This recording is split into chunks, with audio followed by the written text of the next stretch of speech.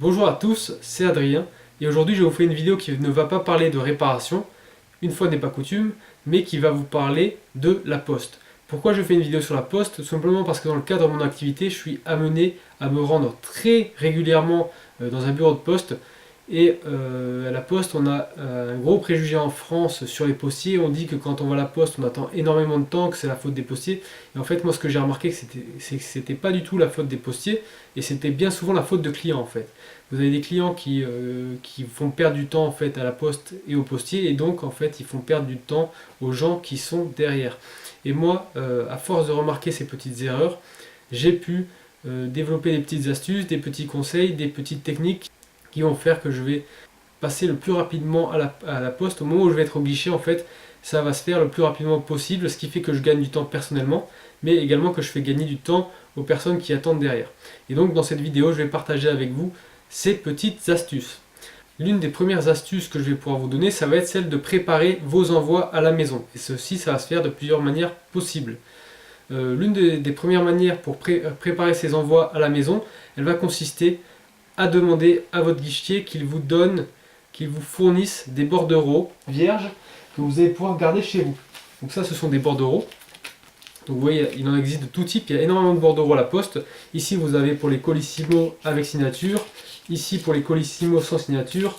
Là, vous avez pour les remises de chèques, les bordereaux de remise de chèques. Et ici, vous avez pour faire un envoi avec avis de réception. Un recommandé avec avis de réception.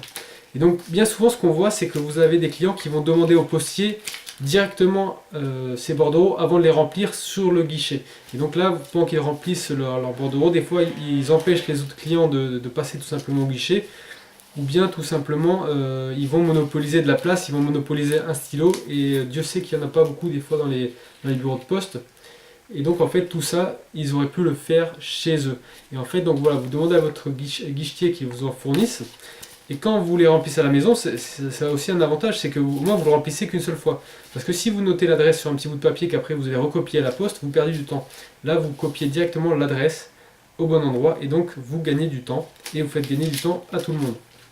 Une autre façon de gagner du temps, ça va être d'acheter des enveloppes pré-timbrées. Vous avez la poste qui vend comme ça des enveloppes pré-timbrées, donc vous en avez des vertes et des rouges. Donc les vertes c'est pour les envois qui prennent un peu de temps et les rouges c'est pour les envois prioritaires. Vous achetez des petits paquets d'enveloppes comme ça et ainsi quand vous avez un envoi à faire, et ben vous remplissez votre papier, vous le mettez dans l'enveloppe, vous mettez l'adresse et ensuite vous avez juste à mettre l'enveloppe dans la boîte aux lettres. Et donc là vous gagnez énormément de temps. Vous pouvez également acheter des carnets de timbres pour pouvoir timbrer directement vos enveloppes à la maison et vous les glisser ainsi directement dans une boîte aux lettres.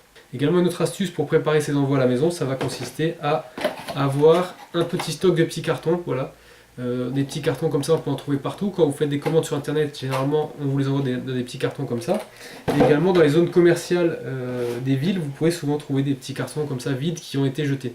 Donc vous pouvez comme ça vous faire un petit stock de cartons et ainsi quand vous avez des objets à envoyer, bah, vous avez déjà le carton qu'il vous faut. Ensuite, une autre façon pour préparer ces envois à la maison, c'est que la Poste a développé tout un service en ligne pour affranchir et payer ses colis en ligne. Donc vous faites ça en ligne, vous affranchissez, vous payez, ensuite vous imprimez le petit bordereau qu'ils vont vous donner, vous le collez sur le carton, et là en fait la seule chose que vous aurez à faire au guichet, c'est de présenter votre carton avec un code barre, le postier va le scanner, et ensuite ça va partir. Et également ce petit carton, ce petit envoi pré-payé, pré-rempli, vous pouvez le confier des fois directement à votre facteur. Quand votre facteur passe, vous lui donnez votre carton et c'est lui qui va s'en occuper, donc vous n'aurez même pas à aller à la poste. Ensuite, une autre astuce pour ne pas perdre du temps en allant à la poste, c'est quand vous allez retirer un colis ou une lettre, c'est de prendre votre pièce d'identité, car le postier va vous la demander. Quand vous allez retirer un paquet, le postier veut vérifier votre identité, voir s'il donne bien la bonne lettre ou le bon paquet à la bonne personne. Et donc, si vous oubliez votre pièce d'identité, vous devrez retourner chez vous pour la ramener. Une autre astuce, ça va être tout simplement d'y aller dans les heures creuses. Ça, c'est une astuce qui n'est pas seulement valable pour la poste, c'est valable pour tous les commerces en général. Le plus simple, c'est d'y aller quand il n'y a personne. Et quand il n'y a personne, c'est les jours de la semaine tôt, à l'ouverture, et les heures qui suivent, et l'après-midi également. Vous faites les horaires d'ouverture, et là, c'est généralement le moment où vous avez le moins de monde possible. En fin de matinée et en fin de journée notamment, c'est les moments d'heure pleine en fait, vous avez le plus de monde. Donc dans la mesure du possible, si vous pouvez vous rendre à la poste au moment où il n'y a personne, et bien ça arrange tout le monde. Ça vous arrange vous parce que vous ne ferez pas de queue, ça arrange le postier parce qu'au moment où il n'est pas très occupé, au moins ça lui donne une occupation, et ça arrange également les autres clients parce que tout simplement ceux qui sont forcés, contraints à aller à la poste durant les heures pleines, eh bien, vous leur faites gagner du temps également à eux. Donc ça arrange tout le monde en fait. Donc se rendre à la poste aux heures creuses. Également une autre astuce qui est un peu une astuce qui n'est pas forcément applicable tout le temps, mais c'est d'avoir de la monnaie en fait. Parce que bien souvent on voit des gens qui vont aller à la poste avec un énorme billet et qui vont faire de la monnaie pour un envoi qui va coûter 1,80 €. Donc si vous avez un petit envoi à faire, essayez d'avoir le compte juste si possible, et une fois que vous vous présentez, vous donnez au guichetier le compte juste, et puis comme ça il a juste à encaisser, et puis merci, au revoir, et puis c'est fini. Également, cette astuce, elle a des limites, c'est que j'ai déjà vu des gens qui donnaient la pointe, mais en pièces de 1 et de 2 centimes. Donc ne profitez pas de la poste pour vous débarrasser de vos pièces de centimes. C'est pas très poli, c'est pas très sympa pour les postiers. Si vous avez des centimes chez vous, donnez-les aux pièces jaunes, ce sera mieux. Et donc, pour résumer cette série de petites astuces, je vais vous donner un seul mot d'ordre: anticiper. C'est quelque chose qu'on peut élargir à beaucoup plus de choses que la poste. Quand vous avez à faire quelque chose, anticipez.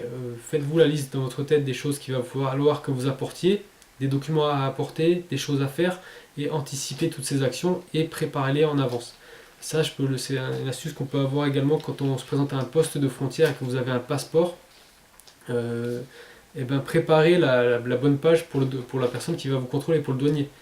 Vous arrivez, vous lui ouvrez le passeport et vous lui présentez avec votre visage. Vous ne lui donnez pas un passeport fermé et à lui de l'ouvrir. Non, ça par exemple, ça peut se faire. Donc ces astuces, elles peuvent se répercuter dans plein d'endroits, dans plein d'opérations dans votre vie quotidienne.